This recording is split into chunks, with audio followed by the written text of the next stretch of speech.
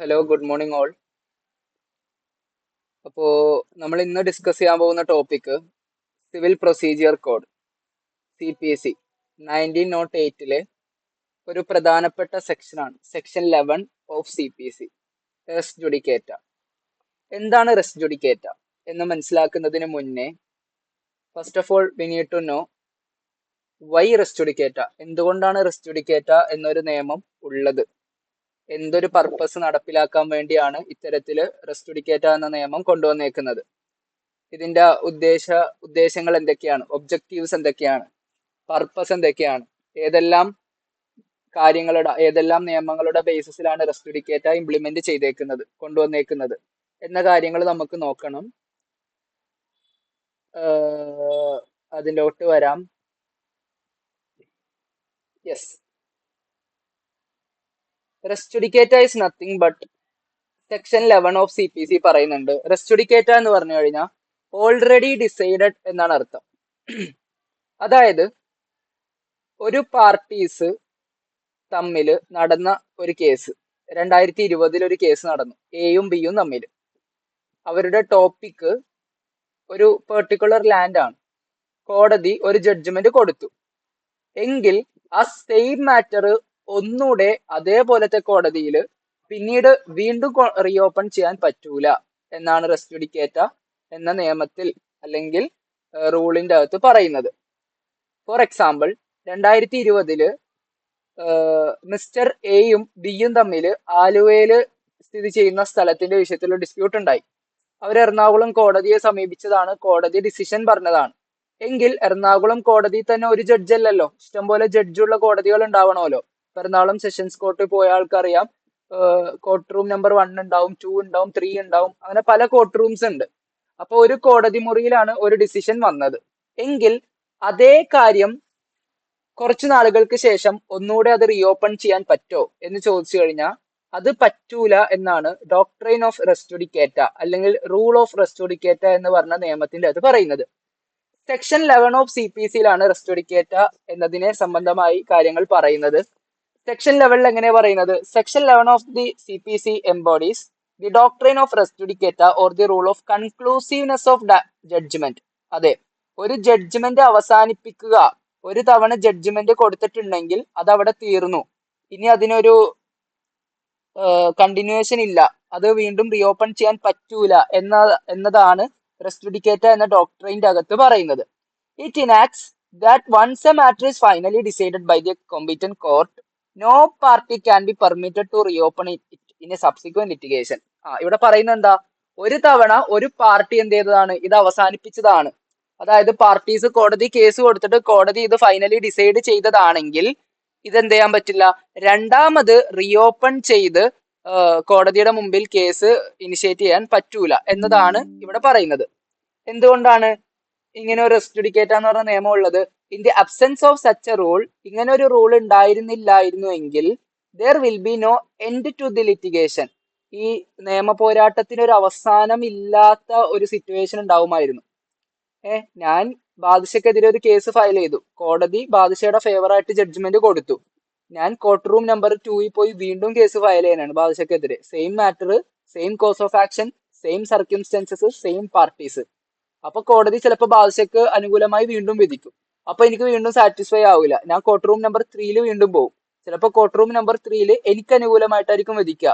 അപ്പൊ ബാദുഷയ്ക്ക് സാറ്റിസ്ഫൈ ആവില്ല, അപ്പൊ വീണ്ടും അടുത്തതിൽ പോകും.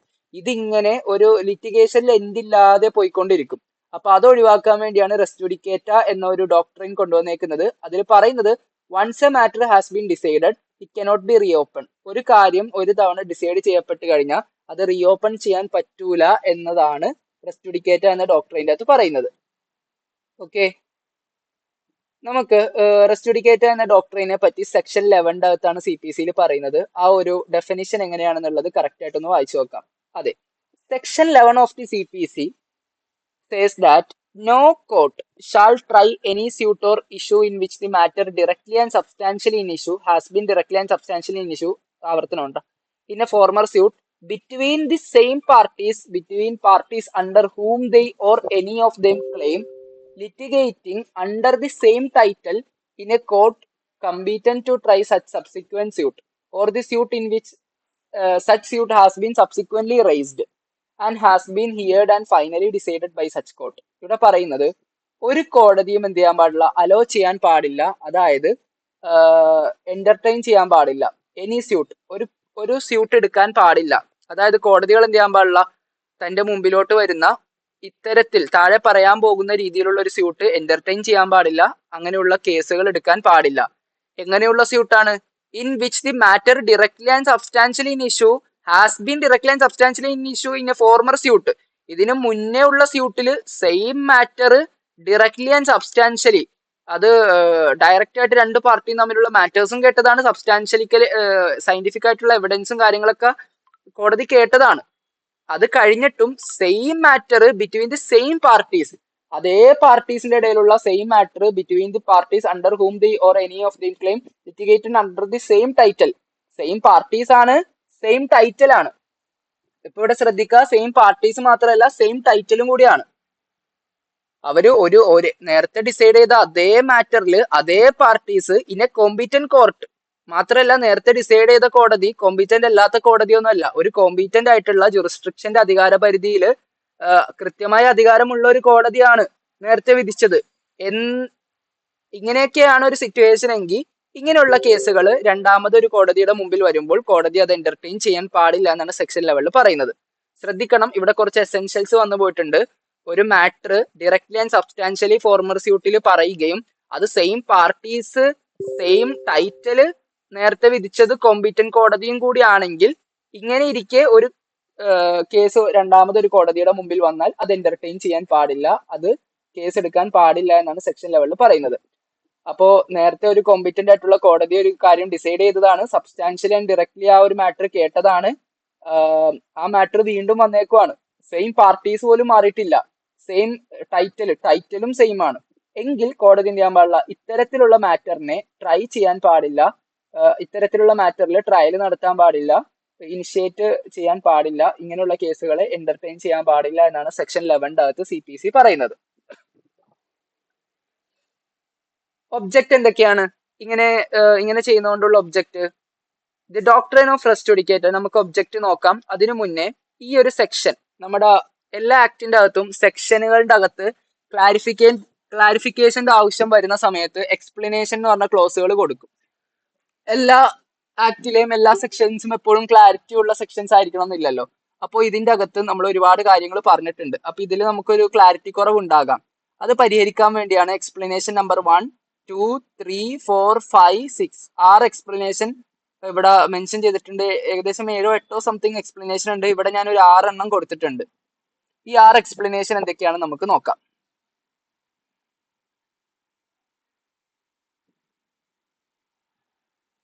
എക്സ്പ്ലനേഷൻ നമ്പർ 1 പറയുന്നത് ആ സെക്ഷനിൽ ഫോർമർ സ്യൂട്ട് എന്ന് പറഞ്ഞ ഒരു വാക്ക് ഉപയോഗിച്ചായിരുന്നു. മുമ്പ് ഒരു സ്യൂട്ടിൽ സബ്സ്റ്റാൻഷ്യലി ഡയറക്ട്ലി മാറ്റർ കേട്ടതാണ് എങ്കിൽ രണ്ടാമത് ആ സെയിം സാധനം കേൾക്കാൻ പാടില്ല എന്ന് ഫോർമർ സ്യൂട്ട് എന്ന് പറഞ്ഞൊരു വാക്ക് അവിടെ ഉച്ചരിച്ചു. അപ്പൊ ഈ ഫോർമർ സ്യൂട്ട് എന്ന് പറഞ്ഞു കഴിഞ്ഞാൽ മുമ്പ് നടന്ന ഏതെങ്കിലുമൊക്കെ ഒരു സ്യൂട്ടാണോ? മുമ്പ് ഇഷ്ടംപോലെ സ്യൂട്ട് നടന്നിട്ടുണ്ടാവുമല്ലോ, അങ്ങനെ ഏതെങ്കിലുമൊക്കെ ഒരു സ്യൂട്ടാണോ? അതല്ല.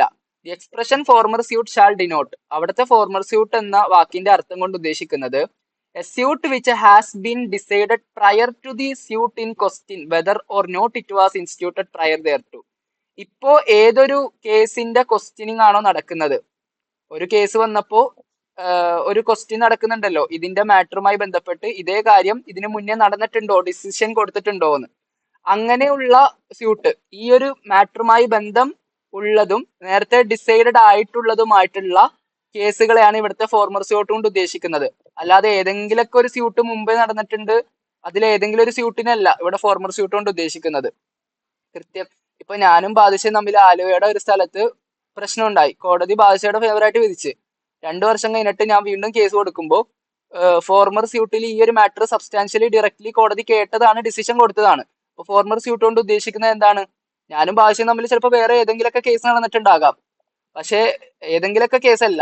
ഈ ഇപ്പൊ ഞാൻ ഇഷ്യൂ ചെയ്തേക്കുന്ന ഈ മാറ്റർ ഉണ്ടല്ലോ, ആലുവയുടെ സ്ഥലം തന്നെ, ആ ഒരു മാറ്ററിൽ ഓൾറെഡി നേരത്തെ കോടതി ഡിസൈഡ് ചെയ്തിട്ടുള്ള ഒരു കേസ് ഉണ്ടാവും.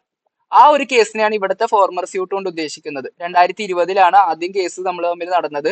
2025 ആയപ്പോൾ ഞാൻ ഒന്നുകൂടെ സെയിം മാറ്ററിൽ കേസ് കൊടുക്കാൻ പോവുകയാണെങ്കിൽ ഇവിടെ കോടതി എന്റെ കേസ് ട്രയൽ ചെയ്യൂല. കാരണം ഇതേ കാര്യം സബ്സ്റ്റാൻഷ്യലി ആൻഡ് ഡയറക്ട്ലി ഫോർമർ സ്യൂട്ടിൽ വന്നിട്ടുണ്ട്. ഫോർമർ സ്യൂട്ട് കൊണ്ട് ഉദ്ദേശിക്കുന്നത് എന്താ? ഞാനും ഭാഷയും തമ്മിൽ ഇഷ്ടം പോലെ ഫോർമർ സ്യൂട്ടുകൾ ഉണ്ടായിട്ടുണ്ടാകാം. പക്ഷെ ഇവിടുത്തെ ഫോർമർ സ്യൂട്ട് കൊണ്ട് ഉദ്ദേശിക്കുന്നത് ഇതേ മാറ്റർ, ഇപ്പത്തെ ക്വസ്റ്റ്യനിങ് നടക്കുന്ന ഇതേ മാറ്ററിൽ ഇതിന് മുന്നേ ഡിസൈഡ് ചെയ്യപ്പെട്ടിട്ടുള്ള ആ സ്യൂട്ട് ഇല്ലേ, ആ സ്യൂട്ടിനെയാണ് ഇവിടുത്തെ ഫോർമർ സ്യൂട്ട് കൊണ്ട് ഉദ്ദേശിക്കുന്നത്. അല്ലാതെ വേറെ ഏതെങ്കിലും സ്യൂട്ടുകളല്ല. ഫോർമർ സ്യൂട്ട് എന്ന് പറയുമ്പോൾ മുമ്പുള്ള സ്യൂട്ട് നേരത്തെ ഉള്ളൂ. അപ്പൊ ഏത് സ്യൂട്ടിനെയും വേണമെങ്കിൽ ഉദ്ദേശിക്കാം. അങ്ങനെയല്ല, ഇതേ മാറ്ററിൽ ഇതിന് തൊട്ട് മുന്നേ കോടതി ഡിസൈഡ് ചെയ്തിട്ടുള്ള സ്യൂട്ടുകൾ, പെൻഡിങ്ങിൽ പോലും അല്ല, ഡിസൈഡ് ചെയ്തിട്ടുള്ള സ്യൂട്ടുകളെയാണ് ഇവിടുത്തെ ഫോർമർ സ്യൂട്ട് കൊണ്ട് ഉദ്ദേശിക്കുന്നത് എന്നാണ് ഇവിടെ പറയുന്നത്. സെക്കൻഡ് എക്സ്പ്ലനേഷനിൽ പറയുന്നത് four the purpose of this section, ഈ ഒരു സെക്ഷൻ അപ്ലിക്കബിൾ ആകണമെങ്കിൽ, റെസ് ജുഡിക്കേറ്റ അപ്ലൈ ചെയ്യണമെങ്കിൽ, the competency of court shall be determined. നേരത്തെ കോടതി ഡിസൈഡ് ചെയ്ത ആ ഒരു കേസില്ലേ, ആ ഒരു ഭാഗം, അത് കോമ്പിറ്റന്റ് കോടതി തന്നെ ആയിരിക്കണം കേസ് ജഡ്ജ്മെന്റ് കൊടുത്തിട്ടുണ്ടാവേണ്ടത്. ഉദാഹരണത്തിന് ആലുവേല കേസായിരുന്നു. അപ്പൊ ആലുവേല കേസ് എന്ന് പറയുമ്പോൾ ജില്ലാ കോടതി എറണാകുളം ജില്ലാ കോടതിയാണ്. എറണാകുളം ജില്ലാ കോടതി ഡിസിഷൻ കേൾക്കണതിന് പകരം ആലപ്പുഴയാണ് കേട്ടത്. കോമ്പിറ്റന്റ് ആയിട്ടുള്ള കോടതിയല്ല, ജുറിസ്ട്രിക്ഷൻ എക്സീഡ് ചെയ്ത് വേറൊരു കോടതിയാണ് കേസ് കേട്ടത്. എങ്കിൽ നമുക്ക് എന്ത് ചെയ്യാൻ പറ്റുമോ? രണ്ടാമത് ഈ കേസ് കോമ്പിറ്റന്റ് ആയിട്ടുള്ള ഒരു കോടതിയുടെ മുമ്പിൽ കൊണ്ടുവരാൻ പറ്റുമോ എന്ന് ചോദിച്ചാൽ അത് പറ്റും. അവിടെ റെസ് ജുഡിക്കേറ്റ അപ്ലിക്കബിൾ അല്ല. അതെ, competency of the court shall be determined. Res judicata വേണമെങ്കിൽ, റെസ് ജുഡിക്കേറ്റ റൂൾ അപ്ലൈ ചെയ്യണമെങ്കിൽ, അതായത് once decided it cannot be reopen എന്ന് പറയണമെങ്കിൽ നേരത്തെ ഡിസൈഡ് ചെയ്തത് ഒരു കോമ്പിറ്റന്റ് കോർട്ട് ആയിരിക്കണം. ഈ ഒരു സെക്ഷൻ അപ്ലൈ ചെയ്യണമെങ്കിൽ നേരത്തെ ഡിസൈഡ് ചെയ്ത കോടതി കോമ്പിറ്റന്റ് ആയിരിക്കണം. കോമ്പിറ്റന്റ് അല്ലാത്ത കോടതിയാണ് നേരത്തെ ഡിസൈഡ് ചെയ്തതെങ്കിൽ ഈ സെക്ഷൻ അപ്ലിക്കബിൾ അല്ല. ആ കേസ് വീണ്ടും റീഓപ്പൺ ചെയ്യുന്നതുകൊണ്ട് കുഴപ്പമില്ല. അപ്പൊ കോമ്പിറ്റന്റ് ആയിട്ടുള്ള കോടതി ആയിരിക്കണം എന്ന് എൻഷുർ ചെയ്യുക. ഇതാണ് എക്സ്പ്ലനേഷൻ 2ന്റെ അകത്ത് പറയുന്നത്. റെസ് ജുഡിക്കേറ്റ് അപ്ലൈ ചെയ്യണമെങ്കിൽ നേരത്തെ ഡിസൈഡ് ചെയ്ത കോടതി കോമ്പിറ്റന്റ് ആയിരിക്കണം എന്നുള്ളത്. എക്സ്പ്ലനേഷൻ 3ന്റെ അകത്ത് പറയുന്നത് the matter above referred to must in the former suit have been alleged by one party and either denied or admitted expressly or impliedly by the other. അതെ, നേരത്തെ പറഞ്ഞ സ്യൂട്ടിന്റെ അകത്തുള്ള മാറ്റർ, ഇപ്പോ നേരത്തെ ഒരു എക്സാമ്പിൾ, നമ്മൾ ഇത്രയും ഒരു എക്സാമ്പിൾ പറഞ്ഞിട്ടിരുന്ന കേസിൽ ഞാനും ബാദുഷയും തമ്മിലുള്ള ഡിസ്പ്യൂട്ടാണ്. ഡിസ്പ്യൂട്ടിന്റെ അകത്ത് 2020 ഡിസ്പ്യൂട്ടിൽ ആലുവയിലെ ഒരു സ്ഥലത്തിന്റെ പേരിലാണ് ഡിസ്പ്യൂട്ട് നടക്കുന്നത്. സോ അങ്ങനെ ആ ഒരു ഡിസ്പ്യൂട്ടിന്റെ അകത്ത് ഒരു പാർട്ടി അലിഗേഷൻ നടത്തുകയും മറ്റേ പാർട്ടി ഒന്നുകിൽ അത് അംഗീകരിക്കുകയോ അല്ലെങ്കിൽ നിരസിക്കുകയോ ചെയ്തിട്ടുണ്ടാകണം. നേരത്തെ പറഞ്ഞ ഡിസ്പ്യൂട്ടിന്റെ അകത്ത് ഞാനാണ് അലിഗേഷൻ നടത്തുന്നത്, എന്റെ സ്ഥലം ബാദുഷ തട്ടിയെടുത്തു എന്നാണ് അലിഗേഷൻ, ഞാനാണ് കൊടുക്കുന്നത്. ബാദുഷ ചിലപ്പോൾ അത് ഡിനൈ ചെയ്തിട്ടുണ്ടാവും, ഇല്ല തട്ടിയെടുത്തോന്നല്ല, അത് ബാദുഷയുടെ സ്ഥലമാണ്. ചിലപ്പോൾ ബാദുഷ അംഗീകരിച്ചിട്ടുണ്ടാവും, ശരിയാണ് തട്ടിയെടുത്തതാണ്. എന്ത് തന്നെയാണെങ്കിലും അത് ഡിനൈ ചെയ്താലോ അഡ്മിറ്റ് ചെയ്താലോ അല്ലേ കോടതി എന്ത് ചെയ്യുള്ളൂ, അതിന്റെ പ്രൊസീഡിങ്സ് നടത്തിയിട്ട് തെളിവുകളുടെ അടിസ്ഥാനത്തിൽ ഡിസിഷൻ കൊടുക്കുള്ളൂ. അത് ഡിനൈയും ചെയ്തിട്ടില്ല അഡ്മിറ്റും ചെയ്തിട്ടില്ല എങ്കിൽ ആ കേസ് പിന്നെ അവിടെ പെൻഡിങ് ആയി നിൽക്കും. ഓക്കെ, ആ പാർട്ടി അതിൽ ഏതെങ്കിലും ഒരു കണ്ടൻഷൻ നടത്തണം, ഡിനൈ ചെയ്യുകയോ അഡ്മിറ്റ് ചെയ്യുകയോ ചെയ്തിട്ടുണ്ടാവണം. അങ്ങനെ ഡിനൈയും ചെയ്തിട്ടില്ല അഡ്മിറ്റും ചെയ്തിട്ടില്ല എങ്കിൽ പിന്നെ അതിനെന്ത് ചെയ്യാൻ പറ്റൂല, അത് ഓൾറെഡി അങ്ങനെയുള്ള മാറ്റർ റീഓപ്പൺ, അങ്ങനെയുള്ള മാറ്റർ അല്ല ഇവിടെ ഉദ്ദേശിക്കുന്നത്. അപ്പോ റെസ് ജുഡിക്കേറ്റ് അപ്ലൈ ചെയ്യണമെങ്കിൽ നമ്മൾ ഇപ്പൊ നടത്താൻ പോകുന്ന സ്യൂട്ടിന് തൊട്ട് മുന്നേ നടന്ന സ്യൂട്ടിന്റെ അകത്ത് ഏതെങ്കിലും ഒരു പാർട്ടി ഒരു മാറ്ററിൽ ഒബ്ജെക്ഷൻ കൊടുക്കുകയും അല്ലെങ്കിൽ വല്ല അലഗേഷൻ കൊടുക്കുകയും മറ്റേ പാർട്ടി ഒന്നുകിൽ അത് സ്വീകരിക്കണം അല്ലെങ്കിൽ അത് ഇല്ല എന്ന് പറഞ്ഞ് നിരസിച്ചിട്ടുണ്ടാവണം. ഇതിൽ രണ്ടാലൊന്നും നടന്നിട്ടുണ്ടാവണം. എങ്കിൽ മാത്രമേ നമുക്ക് എന്ത് ചെയ്യാൻ പറ്റും, റെസ് ജുഡിക്കേറ്റ എന്ന് പറഞ്ഞ ഡോക്ടറിന് ഇവിടെ അപ്ലൈ ചെയ്യാൻ പറ്റുള്ളൂ. അങ്ങനെ നടന്നിട്ടുണ്ടെങ്കിൽ മാത്രമേ വീണ്ടും ഈ കേസ് റീഓപ്പൺ ചെയ്യാൻ പറ്റാതെ ഇരിക്കുള്ളൂ. അങ്ങനെ നടന്നിട്ടില്ല, ഒരു പാർട്ടി ഡിനൈ ചെയ്തിട്ടില്ല അഡ്മിറ്റ് ചെയ്തിട്ടില്ല, അപ്പൊ പിന്നെ ആ കേസ് അവിടെ ഡിസിഷനിലോട്ട് എത്തൂലല്ലോ, കാരണം പാർട്ടീസ് അത് അംഗീകരിച്ചിട്ടില്ല. അപ്പൊ പിന്നെ അല്ലെങ്കിൽ അംഗീകരിക്കുകയോ ഡിനൈ ചെയ്യുകയോ പോലും ചെയ്തിട്ടില്ല, അപ്പൊ അത് ഒരു ജഡ്ജ്മെന്റിലോട്ട് എത്തിയിട്ടുണ്ടാവില്ല, അല്ലെങ്കിൽ അതിൻ്റെ അകത്ത് ഒരു ക്ലാരിറ്റി വന്നിട്ടില്ല. അപ്പൊ ഒന്നുകിൽ അത് ഒപ്പോസിഷൻ അലഗേഷൻ കിട്ടിയിട്ടുള്ള പാർട്ടി ഡിനൈ ചെയ്യുകയോ അഡ്മിറ്റ് ചെയ്യുകയോ ചെയ്തിട്ടുണ്ടാവണം. അതങ്ങനെ ഒരു രീതി, ഒന്നുകിൽ ഇത് രാവിലെയാണ് അല്ലെങ്കിൽ ഇത് രാത്രിയാണ്, രണ്ടും അല്ലാത്തൊരു സിറ്റുവേഷൻ അല്ലല്ലോ. ഒന്നുകിൽ പകൽ സൂര്യവെളിച്ചം ഉണ്ടാകും അല്ലെങ്കിൽ ഉണ്ടാകില്ല. അപ്പൊ അതേപോലെയാണ് ഇത് രണ്ടും അല്ലാത്തൊരു സിറ്റുവേഷൻ ഇല്ലല്ലോ. ഒരു പാർട്ടി അലിഗേഷൻ നടത്തുമ്പോൾ മറ്റേ ഒന്നുകിൽ അത് സമ്മതിക്കണം അല്ലെങ്കിൽ അത് അല്ല എന്ന് പറഞ്ഞ് ഡിനൈ ചെയ്യണം. ഇത് രണ്ടും അല്ലാത്തൊരു സിറ്റുവേഷൻ ആകാൻ പാടില്ല ഫോർമർ സ്യൂട്ടിൽ. ഇതും ഒരു എലമെന്റ് ആണ്. ഇതും കൂടി നടന്നിട്ടുണ്ടെങ്കിൽ റെസ് ജുഡിക്കേറ്റ എന്ന് പറഞ്ഞ റൂൾ ഇവിടെ അപ്ലൈ ചെയ്യാൻ പറ്റുള്ളൂ. ഇത് കുറച്ചുകൂടെ മനസ്സിലാവണമെങ്കിൽ താഴെ വരുന്ന ഒരു ഭാഗം എത്തുമ്പോൾ ഒന്നുകൂടി ഇത് മനസ്സിലാവും. എക്സ്പ്ലനേഷൻ 3. എക്സ്പ്ലനേഷൻ 4 പറയുന്നത് എന്താന്ന് വെച്ച് കഴിഞ്ഞാൽ കൺസ്ട്രക്റ്റീവ് റെസ്റ്റുഡിക്കേറ്റയെ പറ്റിയാണ്. എന്താണ് കൺസ്ട്രക്റ്റീവ് റെസ്റ്റുഡിക്കേറ്റ? കൺസ്ട്രക്റ്റീവ് റെസ്റ്റുഡിക്കേറ്റ എന്ന് പറഞ്ഞു കഴിഞ്ഞാൽ ഓൾറെഡി നേരത്തെ നടന്ന കേസിന്റെ അകത്ത് നമ്മളെ പ്രോസിക്യൂഷന് ഡിഫൻഡന്റിന്റെ ഭാഗത്ത് നിന്ന് എന്തെങ്കിലും ഡിഫൻസ് രേഖപ്പെടുത്താനുണ്ടായിരുന്നു. പക്ഷെ ഡിഫൻഡന്റിന് അത് രേഖപ്പെടുത്താൻ പറ്റിയില്ല. അല്ലെങ്കിൽ നമ്മുടെ പ്ലെയിന്റിഫിന് ഏതെങ്കിലും രീതിയിലുള്ള തെളിവുകൾ ഹാജരാക്കാൻ ഉണ്ടായിരുന്നു, പക്ഷെ അത് പറ്റിയില്ല. പ്ലെയിന്റിഫിന് ചിലപ്പോൾ 4 കാരണങ്ങളാണ് 4 ഇഷ്യൂസ് ആണ് റേസ് ചെയ്യേണ്ടിയിരുന്നത്. പക്ഷെ പ്ലെയിന്റിഫിന് 3 ഇഷ്യൂസ് റേസ് ചെയ്യാൻ പറ്റിയുള്ളൂ. 4ാമത്തെ റേസ് ചെയ്യാൻ പറ്റിയില്ല.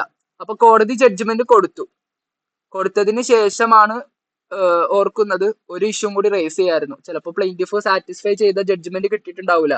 പ്ലെയിന്റിഫ് ആലോചിക്കും, ഞാൻ ഇത്ര ഇഷ്യൂ അല്ലേ കൊടുത്തുള്ളൂ, ഒരു ഇഷ്യൂ കൂടി കൊടുത്തിരുന്നെങ്കിൽ ചിലപ്പോൾ എന്റെ കേസ് പരിഗണിച്ചേനായിരുന്നു, എനിക്ക് അനുകൂലമായിട്ട് വന്നേനായിരുന്നു എന്നൊരു ആലോചനയിലോട്ട് പോകും. അപ്പോ നേരത്തെ കേസ് നടക്കുമ്പോൾ നമ്മളെ ചിലപ്പോൾ ഡിഫൻഡന്റിനായിരിക്കും അങ്ങനത്തെ കുറ്റബോധം ഉണ്ടാവുന്നത്. നേരത്തെ നടന്ന കേസിന്റെ അകത്ത് എനിക്ക് ഇങ്ങനെ ഒരു ഡിഫൻസും കൂടി പറയാൻ പറ്റുമായിരുന്നല്ലോ, ഞാനത് പറഞ്ഞില്ലല്ലോ. അല്ലെങ്കിൽ പ്ലെയിന്റിഫിനായിരിക്കും ആ ഒരു കുറ്റബോധം ഉണ്ടാവുക, എനിക്ക് വേണമെങ്കിൽ ഇങ്ങനത്തെ ഒരു കാര്യം കൂടി സമർപ്പിക്കാമായിരുന്നു, ഞാനത് ചെയ്തില്ലല്ലോ. അങ്ങനെ ചെയ്യാൻ സമയമുണ്ടായിട്ടും കെയർലെസ്നെസ് മൂലം അത് ചെയ്യാതിരുന്നാൽ വീണ്ടും അത് ചെയ്യാൻ വേണ്ടി ആ സെയിം കേസ് റീഓപ്പൺ ചെയ്യാൻ പറ്റൂല. അവിടെയും റെസ്റ്റുഡിക്കേറ്റ് അപ്ലിക്കബിൾ ആണ് എന്നാണ് സെക്ഷൻ എക്സ്പ്ലനേഷൻ 4 പറയുന്നത്. Any matter which might and ought to have been made ground of defence. ഒരു കാര്യം, ഡിഫൻസ് കൊണ്ട് ഉദ്ദേശിക്കുന്നത് ഡിഫൻഡന്റിന്റെ ഡിഫൻസ് ആണ് കേട്ടോ. ഡിഫൻഡന്റിന് ഒരു ഡിഫൻസ് എടുക്കണമായിരുന്നു. Or attack in suit. Attack കൊണ്ട് ഉദ്ദേശിക്കുന്നത് പ്ലെയിന്റിഫിന്റെ കണ്ടന്റ്സിനെയാണ് അറ്റാക്ക് കൊണ്ട് ഉദ്ദേശിക്കുന്നത്. ഒരു പ്ലെയിന്റിഫിന് അറ്റാക്ക് ഒരു 1-2 അറ്റാക്കുകൾ കൊടുക്കണമായിരുന്നു. അറ്റാക്ക് മീൻസ് പ്ലെയിന്റിഫിന്റെ കണ്ടൻഷൻസ് 1-2 കണ്ടൻഷൻ കൊടുക്കാൻ പറ്റിയില്ല.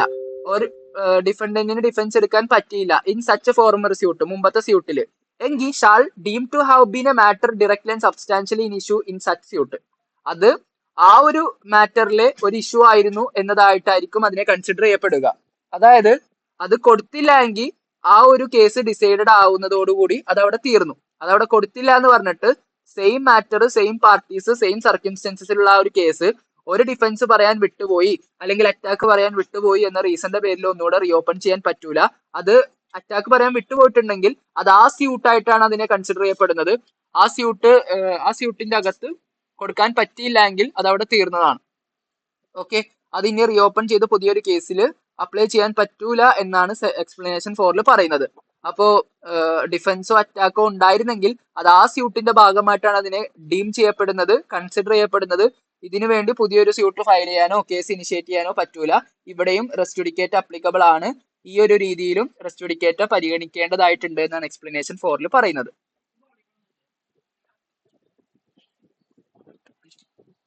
എക്സ്പ്ലനേഷൻ 5 പറയുന്നത്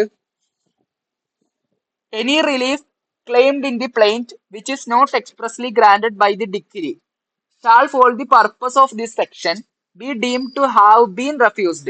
അതെ, ഇവിടെ പറയുന്നത് നേരത്തെ നടന്ന ഒരു ഇഷ്യൂ, ഞാനും ഷഹദയും തമ്മിലാണ് ഒരു ഇഷ്യൂ നടന്നത്. ഷഹദയുടെ ഒരു 5 സെന്റ് ഭൂമിയുടെ വിഷയത്തിൽ ഷഹദ എന്റെ 5 സെന്റ് ഭൂമി തട്ടിയെടുത്തുകൊണ്ട് പോയി അവിടെ വീട് വെച്ചു. അവസാനം ഞാൻ അത് കോടതിയിൽ കണ്ടന്റ് ചെയ്ത് കോടതി എനിക്ക് അനുകൂലമായിട്ട് ജഡ്ജ്മെന്റ് തന്നു. അപ്പൊ ഞാൻ കോമ്പൻസേഷനായി ചോദിച്ചത് എനിക്ക് ആ സ്ഥലവും വീടൊന്നും വേണ്ട, 15 ലക്ഷം രൂപയും വേണം, ഒരു ബെൻസ് കാറും വേണം എന്ന് ഞാൻ ആവശ്യപ്പെട്ടു. 2 റിലീഫാണ് ഞാൻ ചോദിച്ചത്. പക്ഷെ കോടതി ഒരു റിലീഫേ ഗ്രാന്റ് ചെയ്തുള്ളൂ എന്ന് വിചാരിക്കാം. എങ്കിൽ ഒരു റിലീഫ് ഗ്രാന്റ് ചെയ്തിട്ട് കേസ് ക്ലോസ് ചെയ്തു കോടതി. 10 ലക്ഷം രൂപ ഷഹദിന്റെ അടുത്ത് എനിക്ക് കോമ്പൻസേഷൻ തരാൻ പറഞ്ഞു. ബെൻസിന്റെ കാര്യം കോടതി ഡിസിഷൻ ആയിട്ടൊന്നും പറഞ്ഞില്ല. എങ്കിൽ 2ാമത്തെ റിലീഫ് ആവശ്യപ്പെട്ടിട്ട് എനിക്ക് സെയിം കേസ് ഒന്നുകൂടെ റീഓപ്പൺ ചെയ്യാൻ പറ്റുമോ എന്ന് ചോദിച്ചാൽ അവിടെയും പറ്റൂല. അതാണ് ഒന്നിലധികം റിലീഫുകൾ ആവശ്യപ്പെടുകയും കോടതി അതിലേതെങ്കിലും ഒരു റിലീഫ് മാത്രം കൊടുത്തുകൊണ്ട് ഡിഗ്രി ക്ലോസ് ചെയ്യുകയും ചെയ്താൽ മറ്റേ ഡിഗ്രിയെ കോടതി റെഫ്യൂസ് ചെയ്തു എന്നാണ് അർത്ഥം. വേണ്ട എന്ന് പറഞ്ഞതാണ് അതിന്റെ അർത്ഥം. അത് എക്സ്പ്രസ്ലി വേണ്ട എന്ന് പറഞ്ഞില്ല എങ്കിൽ പോലും ഒരു റിലീഫ് മാത്രമേ ഗ്രാന്റ് ചെയ്തിട്ടുള്ളൂ എങ്കിൽ അതവിടെ തീർന്ന്, മറ്റേ റിലീഫ് കൊടുക്കണ്ട എന്നാണ് അതിന്റെ അർത്ഥം. അപ്പൊ അത് ആവശ്യപ്പെട്ട് വീണ്ടും പ്ലെയിന്റിഫിന് കേസ് സ്യൂട്ട് ഫയൽ ചെയ്യാൻ പറ്റുമോ എന്ന് വെച്ചാൽ പറ്റൂല. Any relief claimed in the പ്ലെയിന്റ്. പ്ലെയിന്റ് എന്ന് പറഞ്ഞാൽ എന്താ? പ്ലെയിന്റിഫ് ഹാജരാക്കുന്ന റിട്ടേൺ സ്റ്റേറ്റ്മെന്റാണ് പ്ലെയിന്റ് എന്ന് പറയുന്നത്. പ്ലെയിന്റിന്റെ അകത്ത് പ്ലെയിന്റിഫ് ആവശ്യപ്പെട്ടിട്ടുള്ള ക്ലെയിംമെന്റ്സ് ഉണ്ടാവും, ആവശ്യങ്ങൾ ഉണ്ടാവും, which is not expressly granted by the decree. ചിലപ്പോൾ കോടതി ഡിസിഷനിൽ അത് കൊടുത്തിട്ടുണ്ടാവില്ല. എങ്കിൽ shall for the purpose of this section, ഈ ഒരു സെക്ഷന്റെ ബേസിസിൽ നോക്കുമ്പോൾ ഈ ഒരു സെക്ഷന്റെ പർപ്പസിൽ be deemed to have been refused, consider ചെയ്യേണ്ടത് അതിനെ റെഫ്യൂസ് ആക്കിയെന്നാണ്. അതായത് കോടതി അവിടെ അതിനെ നിരസിച്ചതാണ്. അപ്പൊ അത് ചോദിച്ചുകൊണ്ട് വീണ്ടും ചെല്ലാൻ പാടില്ല, അതും റെസ്റ്റുഡിക്കേറ്റ് ആണ്. Once a matter has been decided it cannot be reopen. അപ്പൊ അത് ഡിസൈഡഡ് ആണ്, ഒരു റിലീഫ് കൊടുത്താൽ മതി എന്നുള്ളത്. രണ്ടാമത്തെ റിലീഫ് കിട്ടിയില്ല എന്ന് പറഞ്ഞുകൊണ്ട് വീണ്ടും എന്ത് ചെയ്യാൻ പറ്റൂല, അത് ചോദിച്ചു ചെല്ലാൻ പറ്റൂല. അത് റെഫ്യൂസ് ചെയ്തു എന്ന് വേണം അതിനെ കൺസിഡർ ചെയ്യാൻ. We cannot reopen the case for claiming such relief which is not granted by the decree in that case. അതവിടെ തീർന്നു. ഓക്കെ, ഇതിന്റെ പേരിലും റീഓപ്പൺ ചെയ്യാൻ പറ്റൂല എന്നാണ് എക്സ്പ്ലനേഷൻ 5 പറയുന്നത്. അപ്പോ ഡിഗ്രിയിലൂടെ ഒരു റിലീഫോ ഏതെങ്കിലും 2 റിലീഫോ മാത്രമേ കൊടുത്തിട്ടുള്ളൂ, നമ്മൾ ഉദ്ദേശിച്ച ഒരു റിലീഫ് കിട്ടിയിട്ടില്ല എങ്കിൽ കോടതി അതിനെ നിരസിച്ചു എന്ന് വേണം കാണാൻ. അപ്പൊ കോടതി നിരസിച്ചാണെങ്കിൽ വീണ്ടും അത് ചോദിക്കാൻ പാടില്ലല്ലോ. എക്സ്പ്രസ്ലി നിരസിച്ചെന്ന് കോടതി ചിലപ്പോൾ പറഞ്ഞിട്ട് പോലും ഉണ്ടാവില്ല. എങ്കിലും അത് തന്നിട്ടില്ല എങ്കിൽ അത് തരില്ല എന്ന് പറഞ്ഞതായിട്ട് വേണം അതിനെ കാണാൻ, അതിനെ മനസ്സിലാക്കാൻ. അത് വീണ്ടും റീഓപ്പൺ ചെയ്യാൻ പറ്റൂല. Res judicata is applicable. 6th one is explanation 6. Explanation 6 പറയുന്നത് where persons litigate bona fide in respect of a public right or of a private right claimed in common for themselves and others, all persons interested in such a right shall for the purpose of this section be deemed to claim under the person so litigating. ഇവിടെ പറയുന്നത് ഒരു example ആദ്യം പറയാം. ഉദാഹരണത്തിന് ഷഹദയും റിൻസയും രാധികയും ഫാത്തിമയും ഈ 4 ആളുകളും റോട്ടിലൂടെ നടന്നു പോണായിരുന്നു. അപ്പോ അഭിഷേക് എന്ന് പറഞ്ഞ വ്യക്തി ബൈക്ക് ഓടിച്ചു വന്നിട്ട് ഇവരുടെ അടുത്ത് കൂടി ബുള്ളറ്റ് ഓടിച്ച് ഭയങ്കര സൗണ്ട് പൊല്യൂഷൻ ഉണ്ടാക്കി, നോയിസ് പൊല്യൂഷൻ ഉണ്ടാക്കി ഇവരെ ഭയങ്കരമായിട്ട് ഇറിറ്റേറ്റ് ചെയ്തു. അപ്പൊ ഈ 4 വ്യക്തികൾക്കും ഭയങ്കരമായിട്ട് ഇവരുടെ റൈറ്റിന്റെ വയലേഷൻ നടന്നു. അതായത് ഇവർക്ക് ഒരുപാട് നോയിസ് പൊല്യൂഷനും പൊടി ബാക്കി മലിനീകരണമൊക്കെ ഉണ്ടാക്കി ഇവരെ ഭയങ്കരമായിട്ട് ബുദ്ധിമുട്ടിച്ച്. അപ്പൊ 4 പേരുണ്ടല്ലോ, റിൻസ ഉണ്ട്, ഷഹദ ഉണ്ട്, ഫാത്തിമ ഉണ്ട്, രാധിക ഉണ്ട്. ഈ 4 പേർക്കും വേണ്ടി ആരാ, രാധികയാണ് സ്യൂട്ട് ഫയൽ ചെയ്യാൻ പോകുന്നത്. 4 പേർക്കും കൂടിയാണ് രാധിക സ്യൂട്ട് ഫയൽ ചെയ്യുന്നത് അഭിഷേകിനെതിരെ. എങ്കിൽ കോടതി ഒരു ഡിസിഷൻ പറയും, അഭിഷേകിന്റെ അടുത്ത് കോമ്പൻസേഷൻ ഇത്ര രൂപ കൊടുക്കാൻ പറയും. അത് കഴിഞ്ഞല്ലോ, 2020 സംഭവം. 2022 ആയപ്പോ റിൻസക്ക് ഒരാഗ്രഹം, അഭിഷേകിനെതിരെ ഒന്നുകൂടെ കേസ് കൊടുത്താലോ എന്ന്. അങ്ങനെ കേസ് കൊടുക്കാൻ പറ്റും? അതാണ് ഇവിടെ പറയുന്നത്. റെപ്രസെന്റേറ്റീവ് സ്യൂട്ടിനെ പറ്റി അവിടെ പറയുന്നത്. അതായത് ശരിക്കും റിൻസ നേരത്തെ പറഞ്ഞ ഇൻസ്റ്റൻസിൽ റിൻസയുടെ റൈറ്റിന്റെ വയലേഷൻ അവിടെ ഉണ്ടായിട്ടുണ്ട്. പക്ഷെ എന്നിരുന്നാൽ പോലും റിൻസ കേസും കൊടുത്തിട്ടില്ല അവിടെ. അപ്പോ 2 വർഷത്തിന് ശേഷം റിൻസക്ക് ഈ ഒരു മാറ്ററിൽ വീണ്ടും കേസ് കൊടുക്കാൻ പറ്റുമോ? അത് പറ്റൂല. അതെ, അതാണ് ഇവിടെ പറയുന്നത്. കുറച്ച് ആളുകൾക്ക് വേണ്ടി ഒരാള് കേസ് ഇനിഷ്യേറ്റ് ചെയ്തിട്ടുണ്ട്, കോടതി ആ വിഷയത്തിൽ ജഡ്ജ്മെന്റ് പറഞ്ഞിട്ടുണ്ടെങ്കിൽ സബ്സിക്വന്റ്ലി പിന്നീട് അവിടെ ഡയറക്ട്ലി ബന്ധപ്പെടാത്ത ആളില്ലേ, അയാൾക്ക് വീണ്ടും കേസ് ഇനിഷ്യേറ്റ് ചെയ്യാൻ പറ്റൂല. അയാള് കോടതിയിൽ നേരത്തെ ലിറ്റിഗേറ്റ് ചെയ്തത് പോലെയായിട്ട് അതിനെ കൺസിഡർ ചെയ്യണം. Where persons litigate bona fide in respect of a public right. കുറച്ച് ആളുകൾ, 4 പേർക്ക് വേണ്ടി 2 പേരോ അങ്ങനെ, അല്ലെങ്കിൽ 10 പേർക്ക് വേണ്ടി 3 ആൾക്കാരോ പബ്ലിക് ആയിട്ടുള്ള റൈറ്റ് വയലേറ്റ് ചെയ്യപ്പെട്ടപ്പോ, അല്ലെങ്കിൽ ഒരു പ്രൈവറ്റ് റൈറ്റിന്റെ വയലേഷൻ ഉണ്ടായപ്പോ കോമൺ ഫോർ ദംസെൽഫ്സ് എല്ലാവർക്കും കൂടി 1-2 പേര് ലിറ്റിഗേറ്റ് ചെയ്തു. അങ്ങനെ ചെയ്താൽ all persons interested in such right, എല്ലാ ആളുകളുടെയും റൈറ്റ് അവിടെ വയലേറ്റ് ചെയ്യപ്പെട്ടിട്ടുണ്ട്. എല്ലാ ആളുകൾക്കും ഇൻട്രസ്റ്റഡ് ആയിട്ടുള്ള ഒരു മാറ്റർ ആണ് അവിടെ. For the purpose of this section, അപ്പോ അങ്ങനെയുള്ള കേസിൽ be deemed to claim under the persons so litigating, അവരെല്ലാവരെയും ലിറ്റിഗേറ്റിംഗ് പേഴ്സൺസ് ആയിട്ട് വേണം കൺസിഡർ ചെയ്യാൻ. അപ്പൊ റിൻസയും ഷഹദയും ഫാത്തിമയും അവിടെ ഡയറക്ട്ലി കോടതിയുടെ മുമ്പിൽ വന്ന് ലിറ്റിഗേഷൻ നടത്തിയിട്ടില്ല എങ്കിൽ പോലും നിയമത്തിന്റെ മുമ്പിൽ അവര് ലിറ്റിഗേറ്റ് ചെയ്തതായിട്ട് വേണം കൺസിഡർ ചെയ്യാൻ. അതിന്റെ അർത്ഥം എന്താ? വീണ്ടും ഇവരാർക്കും ഈ കേസ് റീഓപ്പൺ ചെയ്യാൻ പറ്റൂല. Once a decided always a decided. അതിന്റെ പേരും പറഞ്ഞ് റിൻസ കേസ് നേരത്തെ കൊടുത്തില്ലായിരുന്നു, ഷഹദ കൊടുത്തില്ലായിരുന്നു, ഫാത്തിമ കൊടുത്തില്ലായിരുന്നു. അപ്പൊ ഇവർക്കൊക്കെ വീണ്ടും, രാധിക മാത്രമേ കൊടുത്തിട്ടുള്ളൂ, അതും പറഞ്ഞ് ഇവർക്ക് വീണ്ടും വീണ്ടും കേസ് ഫയൽ ചെയ്യാൻ പറ്റുമോ എന്ന് വെച്ചാൽ പറ്റൂല. കാരണം ഇവർക്കൊക്കെ വേണ്ടി റെപ്രസെന്റേറ്റീവ് ആയിട്ടാണ് രാധിക കൊടുത്തത്. അപ്പൊ കൊടുത്തതിന്റെ പേരിൽ രാധിക കൊടുത്തത് നിയമത്തിന് മുമ്പിൽ കൺസിഡർ ചെയ്യപ്പെടുന്നത് ഇവരെല്ലാവരും കൂടി ഒരുമിച്ച് കൊടുത്ത രീതിയിലാണ്. അപ്പൊ ഇവർക്ക് ആർക്കും തന്നെ വീണ്ടും ഈ സ്യൂട്ട് ഇനിഷ്യേറ്റ് ചെയ്യാൻ പറ്റൂല. ഇവിടെയും റെസ്റ്റുഡിക്കേറ്റ എന്ന് പറഞ്ഞ റൂൾ അപ്ലിക്കബിൾ ആണ്. ഇവിടെയും ഈ ഒരു കാര്യം മനസ്സിലാക്കണം, റീഓപ്പൺ ചെയ്യാൻ പറ്റൂല. ഇത്ര കാര്യങ്ങളാണ് നമ്മൾ ഈ എക്സ്പ്ലനേഷൻസിന്റെ അണ്ടറിൽ നോക്കാൻ പോകുന്നത്. അപ്പൊ ഇവിടെ നമ്മൾ റെപ്രസെന്റേറ്റീവ് സ്യൂട്ടിന്റെ കാര്യം ഡിസ്കസ് ചെയ്തു, റിലീഫിന്റെ കാര്യം നോക്കി, മാറ്റർ കൺസ്ട്രക്റ്റീവ് റെസ്റ്റുഡിക്കേറ്റയുടെ കാര്യം നോക്കി, പിന്നെ ഫോർമർ സ്യൂട്ട് അഡ്മിറ്റ് ചെയ്യണം അല്ലെങ്കിൽ ഡിനൈൻ ചെയ്യണം എന്നുള്ള കാര്യം നോക്കി. നേരത്തെ ഡിസൈഡ് ചെയ്ത കോടതി കോമ്പീറ്റന്റ് ആയിരിക്കണം എന്നത് നോക്കി. ഫോർമർ സ്യൂട്ട് കൊണ്ട് ഉദ്ദേശിക്കുന്നത് എന്താണ്, സെക്ഷൻ 11 എന്താണ്, അതിന്റെ പർപ്പസ് എന്താണെന്നൊക്കെ നോക്കി.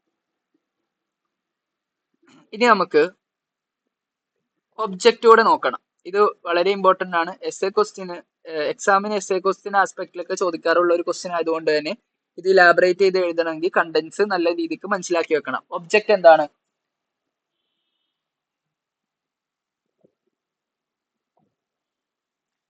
The doctrine of res judicata is based on 3 maxims. Doctrine of res judicata കൊണ്ടുവന്നേക്കുന്നത് 3 മാക്സിംസിന്റെ ബേസിസിലാണ്. 3 മാക്സിംസിന്റെ ഇംപ്ലിമെന്റേഷന് വേണ്ടിയും കൂടിയാണ് ഡോക്ട്രിൻ ഓഫ് റെസ് ജുഡിക്കേറ്റ കൊണ്ടുവന്നേക്കുന്നത്. ഏതൊക്കെയാണ് ആ maxim? No man should be vexed twice for the same cause. നെമോ ഡെബറ്റ് ബൈസ് വെക്സാരി പ്രോ ഉണ എറ്റ് ഈഡിയം കോസ. അതായത് ഒരാളെ ഒന്നിലധികം തവണ സെയിം ഇൻസ്റ്റൻസിന്റെ സെയിം കാരണത്തിന്റെ പേര് ശിക്ഷിക്കാൻ പാടില്ല. നിങ്ങളൊന്ന് ആലോചിച്ച് നോക്കിക്കേ. നേരത്തെ പറഞ്ഞ എക്സാമ്പിളിന്റെ അകത്ത് രാധിക കേസ് കൊടുത്തപ്പോ അഭിഷേകിന് 10,000 രൂപ ഫൈൻ കോടതി കൊടുത്തു. വീണ്ടും വന്ന് റിൻസ കേസ് കൊടുക്കുമ്പോൾ 10,000 രൂപ കൊടുക്കാൻ കോടതി പറയുന്നു. ശേഷം ഷഹദ വന്ന് കൊടുക്കുമ്പോഴും 10,000 കൊടുക്കാൻ പറയുന്നു. ഇങ്ങനെ പറയുമ്പോൾ ഒരാളെ ഒരു തവണ അഭിഷേക് അതിലെ ബൈക്ക് ഓടിച്ചു പോയി എന്ന തെറ്റ് മാത്രമേ ചെയ്തിട്ടുള്ളൂ. സൗണ്ട് പൊല്യൂഷൻ ഉണ്ടാക്കി. അതിന്റെ പേരിൽ 10,000 രൂപ കോടതി വൺസ് ഡിസൈഡ് ചെയ്തതാണ്. ഒരു ഒഫൻസിന്റെ പേരിൽ ഒന്നിലധികം തവണ ശിക്ഷിച്ചാൽ ശരിയാകും? അത് പാടില്ല.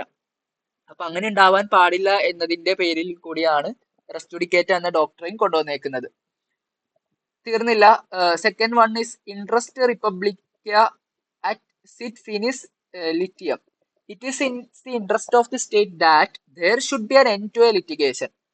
ഒരു സ്റ്റേറ്റിന്റെ ബാധ്യതയാണ് ആ സ്റ്റേറ്റിൽ നടക്കുന്ന ലിറ്റിഗേഷൻസിൽ ഒരു എൻഡ് വരുത്തുക എന്നത്. 2 പാർട്ടീസ് തമ്മിൽ ഡിസ്പ്യൂട്ട് ഉണ്ടായി.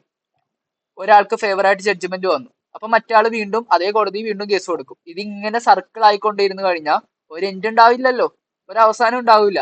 അപ്പൊ അവസാനങ്ങൾ ഉണ്ടാക്കി തീർക്കുക എന്നുള്ളത് സ്റ്റേറ്റിന്റെ ബാധ്യതയാണ്. സ്റ്റേറ്റ് അത് ചെയ്യണം. അപ്പൊ അതിന്റെ ഭാഗമായിട്ട് റൂള് വേണം. അപ്പൊ അതിന് ഫേവർ ആയിട്ട് അല്ലെങ്കിൽ ആ ഒരു സ്റ്റേറ്റിന്റെ ഉത്തരവാദിത്തമാണല്ലോ ഇത്തരത്തിൽ ലിറ്റിഗേഷൻ അവസാനിപ്പിക്കുക എന്നത്. അപ്പൊ റെസ് ജുഡിക്കേറ്റ പോലുള്ള റൂൾ അപ്ലൈ ചെയ്താലേ ഇത്തരത്തില് ലിറ്റിഗേഷൻ അവസാനിപ്പിക്കാൻ പറ്റുള്ളൂ. അപ്പൊ ഈ ഒരു മാക്സിമിന്റെ ഇംപ്ലിമെന്റേഷനും വേണ്ടി കൂടിയാണ് റെസ് ജുഡിക്കേറ്റ എന്ത് ചെയ്തത്, അപ്ലൈ ചെയ്തത്, CPCന്റെ അകത്ത് കൊണ്ടുവന്നത്. തീർന്നില്ല. റെസ് ജുഡിക്കേറ്റ അക്യുപെറ്റർ പ്രോ വെർക്കേറ്റ്. Judicial decision must be accepted as corrected. ഒരു തവണ കോടതി ഡിസൈഡ് ചെയ്തതിനെ ശരിയായിട്ട് സത്യമായിട്ട് അതിനെ കൺസിഡർ ചെയ്യണം. അല്ലാതെ അത് തെറ്റാണ് എന്നുള്ള രീതിയിൽ കൺസിഡർ ചെയ്യുമ്പോഴല്ലേ വീണ്ടും വീണ്ടും കേസ് കൊടുക്കുന്നത്. ഞാനും ബാദുഷയും തമ്മിലുള്ള ഡിസ്പ്യൂട്ടിൽ ഞാൻ ബാദുഷക്ക് ഫേവർ ആയിട്ട് ജഡ്ജ്മെന്റ് വരുമ്പോൾ വീണ്ടും ആ കോടതി കേസ് കൊടുക്കുന്നതിന്റെ അർത്ഥം എന്താ? നേരത്തെ പറഞ്ഞ ജഡ്ജ്മെന്റ് ശരിയല്ല എന്ന് എനിക്ക് ഞാൻ വാദിക്കുന്നതുകൊണ്ടാണല്ലോ. അപ്പൊ ജുഡീഷ്യൽ ഡിസിഷനെ കൺസിഡർ ചെയ്യേണ്ടത് ഒരു കറക്റ്റ് ആയിട്ടാണ്. അതിനെ തെറ്റായിട്ട് കൺസിഡർ ചെയ്യാൻ പാടില്ല. തെറ്റായിട്ട് കൺസിഡർ ചെയ്യുമ്പോഴാണ് ഈ പറയപ്പെട്ടുള്ള ആവർത്തനങ്ങൾ സംഭവിക്കുന്നത്, വീണ്ടും വീണ്ടും കേസുകൾ പോകുന്നത്. അപ്പോൾ കറക്റ്റ് ആയിട്ട് ഇങ്ങനെ അക്സെപ്റ്റ് ചെയ്യണമെങ്കിൽ റെസ് ജുഡിക്കേറ്റ എന്ന് പറഞ്ഞ ഡോക്ട്രിൻ അപ്ലൈ ചെയ്യണം. എങ്കിലേ ഈ പറയപ്പെട്ടിട്ടുള്ള കാര്യങ്ങളുടെ ഇംപ്ലിമെന്റേഷൻ ഉണ്ടാവുള്ളൂ. ഈ 3 കാര്യങ്ങളാണ്. അതായത് no man should be vexed twice for the same cause. ആ കാര്യമാണ് ഇവിടെ എക്സ്പ്ലെയിൻ ചെയ്ത് പറയുന്നത്. എക്സാമിന് ഇത് ഫുള്ള് വിശദീകരിച്ച് എഴുതണം. It is a Latin legal maxim that translate to no one ought to be vexed twice for the same cause. ഒരാളെ ഒറ്റ കാരണത്തിന്റെ പേരിൽ ഒന്നിലധികം തവണ എന്ത് ചെയ്യാൻ പാടില്ല, ശിക്ഷിക്കാൻ പാടില്ല. The principle is foundation in law embodying the concept of double jeopardy. Double ജിയോപാഡിയാണ് ഇവിടെ ഉദ്ദേശിക്കുന്നത്. നമ്മൾ ഇന്ത്യൻ കോൺസ്റ്റിറ്റ്യൂഷന്റെ ആർട്ടിക്കിൾ 20 ക്ലോസ് 2 പറയുന്നുണ്ട് പ്രൊട്ടക്ഷൻ അഗെയിൻസ്റ്റ് ഡബിൾ ജിയോപാഡി. ആരെയും ഡബിൾ ജിയോപാഡി നടത്താൻ പാടില്ല. വിച്ച് മീൻസ് ഒരു തവണ ചെയ്ത ഒഫൻസിന്റെ പേരിൽ ഒന്നിലധികം തവണ ട്രയൽ നടത്താനോ പണി ചെയ്യാനോ പാടില്ല. ഒരു തവണ കുറ്റവാളിയാക്കപ്പെട്ടിട്ടുള്ള അക്യൂസ്ഡ് ആയ ആള്, കുറ്റാരോപിതനായിട്ടുള്ള ആളെ കോടതി ട്രയൽ നടത്തി പണിഷ് ചെയ്ത് കൺവിക്റ്റ് ആക്കിയിട്ടുണ്ടെങ്കിൽ പണിഷ്മെന്റ് കഴിഞ്ഞാൽ അത് തീർന്നു. വീണ്ടും അതിന്റെ പേരിൽ ഒന്നുകൂടെ ശിക്ഷിക്കാൻ പറ്റൂല. അപ്പൊ ഈ വീണ്ടും വീണ്ടും കേസുകൾ റീഓപ്പൺ ചെയ്യുമ്പോൾ പ്രശ്നം ഇതാണ്. ആദ്യത്തെ തവണ കോടതി ചിലപ്പോൾ 10,000 രൂപ കോമ്പൻസേഷൻ കൊടുക്കും. അത് വീണ്ടും റീഓപ്പൺ ചെയ്ത് കോടതി ഡിസിഷൻ മാറുമ്പോൾ വീണ്ടും അടുത്ത ഫൈൻ കൊടുക്കും. അതങ്ങനെ ഒരു തവണ ചെയ്ത തെറ്റിന്റെ പേരിൽ ഒന്നിലധികം തവണ ശിക്ഷിക്കുന്ന രീതി ആയി പോകും ഇത്തരത്തിൽ റെസ് ജുഡിക്കേറ്റ എന്ന റൂള് ഉണ്ടായിരുന്നില്ലായിരുന്നു എങ്കിൽ. അപ്പൊ അത് ഒഴിവാക്കാനും കൂടിയാണ് ഇത്തരത്തിലൊരു നിയമം ഉള്ളത്.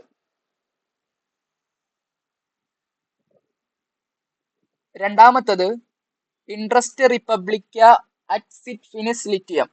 It is the interest of the state that there be an end to litigation. This legal maxim underscores the importance of resolving legal dispute promptly and in the best interest of the state or society as a whole.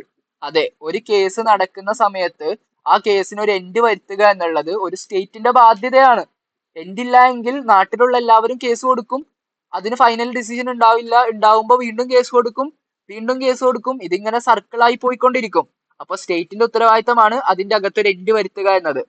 അപ്പൊ ആ ഒരു മാക്സിമിന്റെ അർത്ഥം implement ചെയ്യണമെങ്കിലും റെസ് ജുഡിക്കേറ്റ എന്നൊരു Maxim കൊണ്ടുവരേണ്ടതായിട്ടുണ്ടായിരുന്നു. ഈ ഒരു മാക്സിമിന്റെ ഇംപ്ലിമെന്റേഷനും കൂടിയാണ് റെസ് ജുഡിക്കേറ്റ എന്നൊരു മാക്സിം ഒരു ലീഗൽ പ്രിൻസിപ്പിൾ സെക്ഷൻ 11 കൊണ്ടുവന്നത്. തീർന്നില്ല. റെസ് ജുഡിക്കേറ്റ അക്യുപെറ്റർ പ്രോ വെർറ്റിയേറ്റ്. A thing adjudged is accepted for the truth.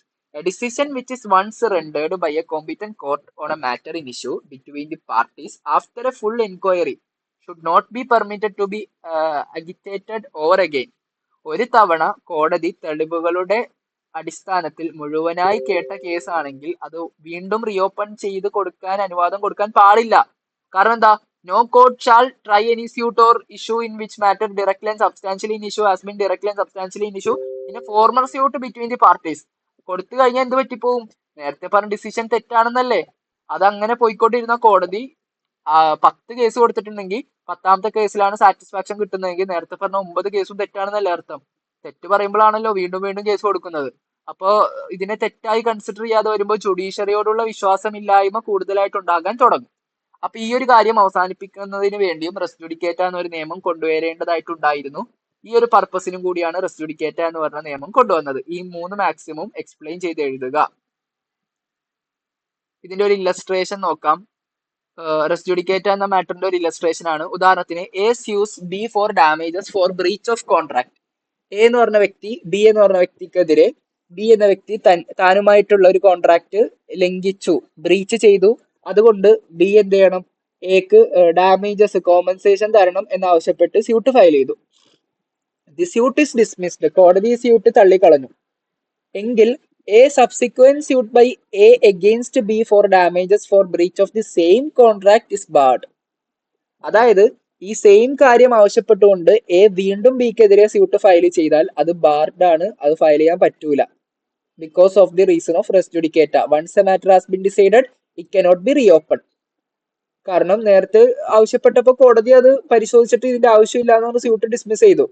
വീണ്ടും ആവശ്യപ്പെട്ട് വേറൊരു കോടതി കേസ് കൊടുക്കാൻ പറ്റൂല. It is barred. അത് തടയപ്പെട്ടതാണ് because of the doctrine of res judicata. എന്നാൽ there are certain exceptions to res judicata. കുറച്ച് എക്സെപ്ഷൻസ് ഉണ്ട് റെസ് ജുഡിക്കേറ്റക്ക്. എന്തൊക്കെയാണ്? Judgments in original suit is acquired by fraud. നേരത്തെ പറഞ്ഞ സ്യൂട്ടിന്റെ അകത്തുള്ള ജഡ്ജ്മെന്റ് ഫ്രോഡുലന്റ്ലി ഉണ്ടാക്കിയെടുത്തതാണ്. നേരത്തെ ഞാനും ബാദുഷയും തമ്മിലുള്ള രേഖകളിൽ ബാദുഷയ്ക്ക് അനുകൂലമായി വിളിച്ചത് ബാദുഷ കള്ള പേപ്പർ ഒപ്പിട്ട് കള്ളസാക്ഷി നിർത്തി അല്ലെങ്കിൽ ഫ്രോഡായിട്ടുള്ള സ്റ്റേറ്റ്മെന്റ്സും ഡോക്യുമെന്റ്സും കാണിച്ചിട്ടാണ് ബാദുഷ ജഡ്ജ്മെന്റ് ആ ഒരു ജഡ്ജ്മെന്റിലോട്ട് എത്തിപ്പിച്ചത് കോടതിയെ കൊണ്ട് എന്നെനിക്ക് പ്രൂവ് ചെയ്യാൻ സാധിച്ചാൽ ഒന്നുകൂടെ കേസ് ഓപ്പൺ ചെയ്യിപ്പിച്ചിട്ട് ട്രയൽ നടത്താം. നേരത്തെ പറഞ്ഞ ജഡ്ജ്മെന്റ് അക്വേർഡ് ബൈ ഫ്രോഡ് ആണ് എങ്കിൽ ഈ കേസ് റീഓപ്പൺ ചെയ്യുന്നതുകൊണ്ട് കുഴപ്പമില്ല. Second one, when the previous special leave petition is dismissed without decision. Special leave petition എന്ന് പറഞ്ഞു കഴിഞ്ഞാൽ അപ്പീൽ പോകാനുള്ള അനുമതി ചോദ്യത്തിനെയാണ് സ്പെഷ്യൽ ലീവ് പെറ്റീഷൻ കൊടുക്കാന്ന് പറയുന്നത്. ഇന്ത്യൻ കോൺസ്റ്റിറ്റ്യൂഷന് 136 ആർട്ടിക്കിളിൽ പറയുന്നുണ്ട്, സുപ്രീം കോടതിയിൽ ഒരു അപ്പീൽ കൊടുക്കണമെങ്കിൽ സ്പെഷ്യൽ ലീവ് പെറ്റീഷന്റെ പെർമിഷൻ നമ്മൾ ചോദിക്കണം. കോടതി അത് സ്പെഷ്യൽ ലീവ് പെറ്റീഷൻ പെർമിറ്റ് ചെയ്താലേ നമുക്ക് എന്ത് ചെയ്യാൻ പറ്റുള്ളൂ? അപ്പീൽ പോകാൻ പറ്റുള്ളൂ സുപ്രീം കോടതിയിലോട്ട്. അല്ലാതെ തോന്നിയതുപോലെ എല്ലാ കേസും അപ്പീൽ പോകാൻ പറ്റൂല. അപ്പൊ നമ്മൾ അപ്പീൽ ചോദിക്കുമ്പോൾ കോടതി ഡിസ്മിസ് ചെയ്ത് ഒരു ഡിസിഷൻ ഒന്നും പറഞ്ഞിട്ടില്ല ഈ വിഷയത്തിൽ, വെറുതെ ഡിസ്മിസ് മാത്രമാണ് ചെയ്തതെങ്കിൽ നമുക്ക് എന്ത് ചെയ്യാൻ പറ്റും? റെസ് ജുഡിക്കേറ്റ ഇവിടെ അപ്ലിക്കബിൾ അല്ല, വീണ്ടും ഒരു സ്പെഷ്യൽ ലീവ് പെറ്റീഷൻ കൊടുക്കുന്നതുകൊണ്ട് കുഴപ്പമില്ല. പക്ഷെ ഒരു ഡിസിഷൻ തന്നിട്ടാണ് ഇത് ഡിസ്മിസ് ചെയ്യുന്നത് എങ്കിൽ പിന്നെ അത് റീഓപ്പൺ ചെയ്യാൻ പറ്റൂല. മൂന്നാമത്തത്, a difference cause of action. 2 parties ആയിരുന്നു, പക്ഷെ രണ്ടാമത്തെ കേസിൽ കോസ് ഓഫ് ആക്ഷൻ പുതിയതാണ്. നേരത്തെ ആലുവയിലുള്ള സ്ഥലത്തിന്റെ പേരിലായിരുന്നു ഡിസ്പ്യൂട്ട്. രണ്ടാമത് വന്ന കേസിന്റെ അകത്ത് എറണാകുളത്തുള്ള കൊച്ചിയിലുള്ള സ്ഥലത്തിന്റെ പേരിലാണെങ്കിൽ the doctrine of res judicata is not applicable in this case because cause of action വേറെയാണ്. When there is an interlocutory order. അതെ, നേരത്തെ പറഞ്ഞ ഡിസിഷൻ ഒരു ഫൈനൽ ഡിസിഷൻ ആയിരുന്നില്ല, ഒരു ടെമ്പററി ഡിസിഷൻ ആയിരുന്നു. ടെമ്പററി ഡിസിഷൻ ആണെങ്കിൽ അതൊരു ഫൈനൽ ഡിസിഷൻ അല്ല, അപ്പൊ ആ കേസ് റീഓപ്പൺ ചെയ്യുന്നതുകൊണ്ട് അവിടെയും കുഴപ്പമില്ല. അഞ്ചാമത്തേത് ചേഞ്ച് ഇൻ സർക്യൂംസ്റ്റൻസസ്, സാഹചര്യങ്ങൾ മാറി. കേസിന്റെ നേച്ചർ, കേസിന്റെ കണ്ടന്റ് സെയിം ആണ്, പാർട്ടീസ് സെയിം ആണ്, പക്ഷെ നടന്നേക്കുന്ന സിറ്റുവേഷൻസ് മാറി. രണ്ടുപേരും തമ്മിൽ ബൈക്ക് വാങ്ങുന്ന വിഷയമാണ്, രണ്ടു പേരും സെയിം ആണ്, പക്ഷെ നേരത്തെ നടന്നത് ആലുവയിൽ വെച്ച് ബൈക്ക് വാങ്ങിച്ചതാണ്, ഇപ്പൊ നടക്കുന്നത് കൊച്ചിയിൽ വെച്ച് ബൈക്ക് വാങ്ങിച്ച സംഭവമാണ്. സർക്യൂംസ്റ്റൻസസ് മാറിയിട്ടുണ്ടെങ്കിൽ റെസ്റ്റുഡിക്കേറ്റ് അപ്ലിക്കബിൾ അല്ല. അങ്ങനെയുള്ള കേസ് ഒന്നുകൂടെ ഇനിഷ്യേറ്റ് ചെയ്യുന്നതുകൊണ്ട് കുഴപ്പമില്ല. Court is not competent to decide. നേരത്തെ കോടതി ഡിസൈഡ് ചെയ്ത കോടതി കോമ്പിറ്റന്റ് ആയിരുന്നില്ല. കോമ്പിറ്റന്റ് അല്ലാത്ത, ജുറിസ്ട്രിക്ഷൻ ഇല്ലാത്ത ഒരു കോടതിയാണ് നേരത്തെ ഡിസൈഡ് ചെയ്തത്. ഇങ്ങനെ വന്നാലും ഈ മാറ്റർ വീണ്ടും റീഓപ്പൺ ചെയ്യുന്നതുകൊണ്ട് കുഴപ്പമില്ല. ഇവിടെയൊന്നും doctrine of res judicata is not applicable എന്ന് മനസ്സിലാക്കി വെക്കുക. ഇത്രയും കാര്യങ്ങളാണ് റെസ് ജുഡിക്കേറ്റ എന്ന ഡോക്ടറിൽ നമുക്ക് നോക്കാനുള്ളത്. തീർന്നിട്ടില്ല. കൺസ്ട്രക്റ്റീവ് റെസ് ജുഡിക്കേറ്റ എന്നതും കൂടി നമുക്ക് ഒന്ന് നോക്കി പോകാനുണ്ട്. റെസ് ജുഡിക്കേറ്റ ഇത്രേ ഉള്ളൂ. റെസ് ജുഡിക്കേറ്ററിന്റെ സെക്ഷൻ 11 എഴുതുക, ഒബ്ജക്റ്റീവ്സ് ഈ 3 മാക്സിമം എക്സ്പ്ലെയിൻ ചെയ്ത് എഴുതുക, സെക്ഷൻ 11ന്റെ ഡെഫിനിഷൻ എഴുതുക, 6 എക്സ്പ്ലനേഷൻ എഴുതുക, ഇല്ലസ്ട്രേഷൻ എഴുതുക, എക്സെപ്ഷൻസ് എഴുതുക. ഇതെല്ലാം കൂടി ഇലാബറേറ്റ് ചെയ്ത് എഴുതുമ്പോഴേ അത്യാവശ്യം നല്ല മാർക്കോടുകൂടി കണ്ടന്റ് കംപ്ലീറ്റ് ചെയ്യാൻ പറ്റുള്ളൂ. Next one is constructive res judicata. ഇത് ഓൾറെഡി നേരത്തെ മെൻഷൻ ചെയ്ത് പോയതാണ്. എന്താണ് constructive res ജുഡിക്കേറ്റ? Constructive res judicata എന്ന് പറഞ്ഞു കഴിഞ്ഞാൽ, നേരത്തെ നടന്ന ഒരു ഫോർമർ സ്യൂട്ടിന്റെ അകത്ത് ഒരു പാർട്ടിക്ക് പറയേണ്ട ഒരു കാര്യം ഉണ്ടായിരുന്നു, പക്ഷെ അത് പറഞ്ഞില്ല, അല്ലെങ്കിൽ നേരത്തെ പറഞ്ഞ രീതിയിലല്ല, സാഹചര്യം മാറ്റിയിട്ടുണ്ട്. നേരത്തെ ഞാൻ കോടതിയിൽ ഞാനും ബാദുഷയും തമ്മിലുള്ള ഡിസ്പ്യൂട്ടിൽ ഞാൻ പറഞ്ഞത്, ഞാൻ ബാദുഷയെ അങ്ങോട്ട് വിളിച്ചിട്ടാണ് കോൺട്രാക്ട് ചെയ്യിപ്പിച്ചത്. അങ്ങനെ ഒരു മാറ്റർ വന്ന് കോടതി ഡിസൈഡ് ചെയ്തു, ഒരു ജഡ്ജ്മെന്റ് തന്നു. അപ്പൊ രണ്ടാമത് എനിക്കൊരു തിരുത്ത് വേണം. അങ്ങോട്ട് വിളിച്ച് ഞാൻ കോൺട്രാക്ട് നടത്തിപ്പിച്ചു എന്നാണല്ലോ നേരത്തെ കേസിൽ ഞാൻ പറഞ്ഞത്. അങ്ങനെയല്ല, ബാദുഷയെ ഇങ്ങോട്ട് വിളിച്ചിട്ടാണ് കോൺട്രാക്ട് നടത്തിപ്പിച്ചത്. അപ്പൊ എനിക്കത് മാറ്റണം. ദെൻ ഇത് മാറ്റാൻ പറ്റൂല. കാരണം എന്റെ കെയർലെസ്നെസ് മൂലം ഞാൻ അവിടെ കൃത്യമായ ഒരു സ്റ്റേറ്റ്മെന്റ് പറയാൻ വിട്ടുപോയിട്ടുണ്ട്, അല്ലെങ്കിൽ പറഞ്ഞത് മാറിപ്പോയിട്ടുണ്ട്, അല്ലെങ്കിൽ കൊണ്ടുവരേണ്ട ഒരു തെളിവ് കൊണ്ടുവന്നിട്ടില്ല എങ്കിൽ ഈ ഒരു തെളിവ് ആ ഒരു കേസായിട്ട്, ആ ഒരു കേസിന്റെ മാറ്റർ ആയിട്ട് തന്നെ അതിനെ കൺസിഡർ ചെയ്യുള്ളൂ. ഇതിനു വേണ്ടി മാത്രം അതേ സെയിം കേസ് റീഓപ്പൺ ചെയ്യാൻ പറ്റൂല. എനിക്ക് ബാദുഷയ്ക്കെതിരെ 10 തെളിവുകൾ വെക്കാനുണ്ടായിരുന്നു, പക്ഷെ ഞാനൊരു 6 തെളിവേ വെച്ചുള്ളൂ, 4 വെക്കാൻ വിട്ടുപോയി. കോടതി ചിലപ്പോൾ ബാദുഷയ്ക്ക് അനുകൂലമായിട്ട് വിധിച്ചിട്ടുണ്ടാവും. ഈ 10 ഉണ്ടായിരുന്നെങ്കിൽ ചിലപ്പോൾ എനിക്ക് അനുകൂലമായിട്ട് വിധിച്ചേനായിരുന്നു. പക്ഷെ ഇതും പറഞ്ഞുകൊണ്ട് എനിക്ക് എന്ത് ചെയ്യാൻ പറ്റില്ല, അതേ കേസ് ഒന്നുകൂടെ റീഓപ്പൺ ചെയ്യാൻ പറ്റൂല. ഈ 4 ഒന്നുകൂടെ വെക്കണം എന്ന് പറഞ്ഞിട്ട്. കാരണം എന്താ, 4 എന്റെ കെയർലെസ്നെസ് മൂലം സംഭവിച്ചതാണ്. അത് റെസ് ജുഡിക്കേറ്റ തന്നെയാണ്, അത് കൺസ്ട്രക്റ്റീവ് ആണ്. The rule of direct or res judicata is limited to a matter actually in issue. Issues alleged by one party and either denied or admitted by other party. Res judicata വരുന്നത് എവിടെയാണ്? ഒരു party allegation നടത്തുകയും മറ്റൊരു party അത് അഡ്മിറ്റോ ഡിനയോ ചെയ്യുമ്പോഴാണ്. ഇത് അങ്ങനത്തെ കേസല്ല. ഇവിടെ ഓൾറെഡി ഒരു പാർട്ടി കൊടുക്കാൻ വിട്ടുപോയി, കൊടുത്തില്ല. കൊടുത്താലല്ലേ മറ്റേ പാർട്ടിക്ക് അഡ്മിറ്റ് ചെയ്യാനോ ഡിനൈ ചെയ്യാനോ പറ്റുള്ളൂ. അത് കൊടുക്കാനേ വിട്ടുപോയി. അങ്ങനെയുള്ള ഒരു മാറ്റർ വരുമ്പോൾ അവിടെ ഇംപ്ലിമെന്റ് ചെയ്യുന്ന റൂളാണ് കൺസ്ട്രക്റ്റീവ് റെസ് ജുഡിക്കേറ്റ. അതായത് അതിനുവേണ്ടിയും ഒരു കേസ് റീഓപ്പൺ ചെയ്യാൻ പറ്റൂല. Which is not mention in the primary suit. ആദ്യത്തെ സ്യൂട്ടിന്റെ അകത്ത് മെൻഷൻ ചെയ്യാൻ വിട്ടുപോയി. ബിക്കോസ് ഓഫ് കെയർലെസ്നെസ്, എന്ത് മൂലം? അശ്രദ്ധ മൂലം മെൻഷൻ ചെയ്യാൻ വിട്ടുപോയി എങ്കിൽ അതെന്ത് ചെയ്യാൻ പറ്റൂല, അത് വീണ്ടും റീഓപ്പൺ ചെയ്തെടുക്കാൻ സാധിക്കില്ല. It cannot be raised by filing the same suit with the same parties. അതെന്ത് ചെയ്യാൻ പറ്റില്ല, സെയിം ആ സ്യൂട്ട് ഒന്നുകൂടെ ആ സെയിം പാർട്ടിക്കിടയിൽ ഒന്നുകൂടെ അത് അപ്ലൈ ചെയ്ത് കൊണ്ടുവരാൻ സാധിക്കില്ല. കാരണം അത് കെയർലെസ്നെസ് മൂലം വിട്ടുപോയതാണ്. അതെന്ത് ചെയ്യാൻ പറ്റില്ല, ഒന്നുകൂടെ റീഓപ്പൺ ചെയ്യാൻ പറ്റൂല എന്നാണ് കൺസ്ട്രക്റ്റീവ് റെസ് ജുഡിക്കേറ്റ എന്ന നിയമത്തിന്റെ അകത്ത് ആകെ മൊത്തം പറയുന്നത്. ഓക്കെ, ഇത്രയും കാര്യങ്ങളാണ് നമുക്ക് റെസ് ജുഡിക്കേറ്റ എന്ന ടോപ്പിക്കിന്റെ അകത്ത് നോക്കാനുള്ളത്. കൺസ്ട്രക്റ്റീവ് റെസ് ജുഡിക്കേറ്റ എന്താണെന്ന് നമ്മൾ നോക്കി. ഇതിന്റെ ഒരു കേസ്, ഇമ്പോർട്ടന്റ് ആയിട്ടുള്ള ഒരു കേസ് ലോ ആണ് state of Uttar Pradesh versus Nawab Hussain. ഇവിടെ എന്താ സംഭവിച്ചതെന്ന് വെച്ച് കഴിഞ്ഞാൽ, a notable case that highlights the application of the rule of constructive res judicata in the case of state of Uttar Pradesh versus Nawab Hussain. In this case, Deputy Inspector General dismissed an employee named M from service. DIG എന്ത് ചെയ്തു, ഒരു ഉദ്യോഗസ്ഥനെ സർവീസിൽ നിന്ന് പിരിച്ചുവിട്ടു. He challenged his dismissal through a petition alleging that he was not given a reasonable opportunity to be heard. ഇദ്ദേഹം ഒരു case file ചെയ്തു, എന്നിട്ട് പറഞ്ഞു എനിക്ക് റീസണബിൾ ഓപ്പർച്യൂണിറ്റി പോലും തരാതെയാണ് എന്നെ പുറത്താക്കിയതെന്ന് പറഞ്ഞു. The court dismiss this petition. കോടതി എന്ത് ചെയ്തു, പെറ്റീഷൻ ഡിസ്മിസ് ചെയ്തു.